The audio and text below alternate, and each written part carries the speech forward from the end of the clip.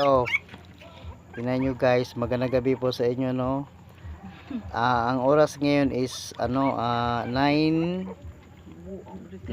PM ng gabi. Tingnan nyo guys. Nagawa. Ang nagpadidi ngayon ng tuta, yung mama ko, tingnan nyo. Si mama. Tingnan nyo. 9 PM ng gabi, no. Tingnan nyo. Kawawa, di ba? So, ang nangyari ngayon is sa isang araw apat siya gawin. Ganyan, no.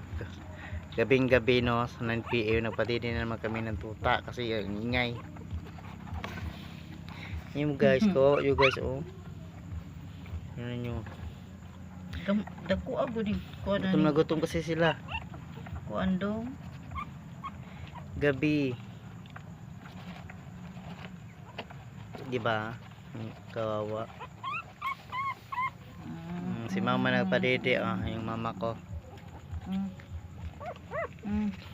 Nilagay namin sa labas ng bahay kasi mabaho yung ano niya, yung popo nila.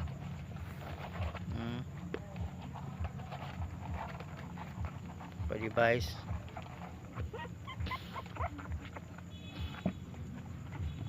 Alam niyo guys, i-share niyo lang, tapos comment na lang kung anong comment niyo nito, anong masabi niyo sa nangyari sa mga tutang ito.